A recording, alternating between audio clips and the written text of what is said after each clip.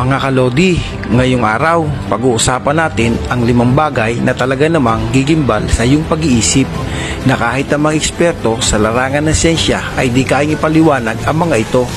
Marami talaga ang hiwaga ng ating mundo, kagaya na lamang ng batong ito na kung tawagin ay Al-Nasra Rock Formation.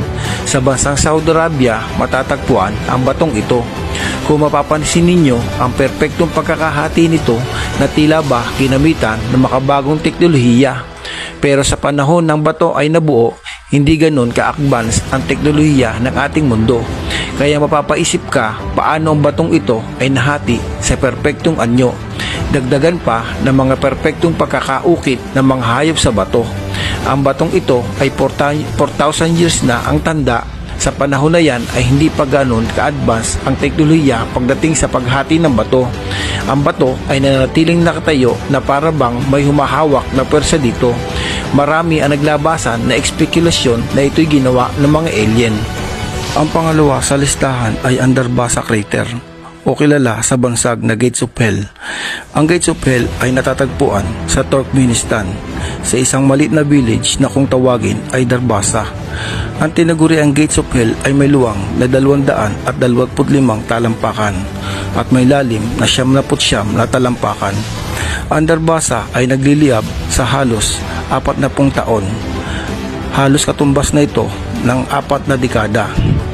Sa pagliyab niya ay may lumalabas na mabahong amoy na hanggang ngayon ay pinagtatalunan pa rin ng mga eksperto kung bakit ang butas ay nagliliyab ng ganong katagal sa loob na 4 na dekada.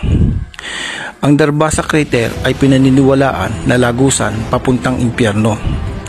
Ang nasabing lugar ay di sinasadyang diskubre matapos tamaan ng drill ang malambot na parte ng lupa nito. Ang pangatlo sa listahan ay ang Stone Spear. Ang Stone Spear ay matatagpuan sa bansang Costa Rica. Ang bansang Costa Rica ay isang bansa na may angking kagandahan pagdating sa likas na kapaligiran. Isa na dito ang naglalakihang mga burol at bato. Ngunit ang pumukaw sa atensyon ng mga naninirahan doon ay naglalakihang bato na perpektong pagkakabilog. Ayon sa mga eksperto, ang bato ay may tanda na lampas 500 taon na.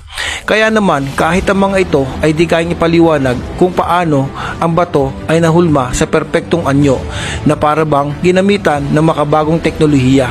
Ngunit sa panahon na yon ay wala pang kakayanan na makapaghulma ng bato, lalo na tumitimbang ang bato ng halos 15 tonelada at may taas na 17 talampakan. At kahit ang makina na pambuhat dito ay di pa rin naimbento sa panahon na yon. Kaya naman mga dalubhasa pagdating sa siyensya ay wala pa ring matibay na ebidensya kung paano ang bato ay nabuo.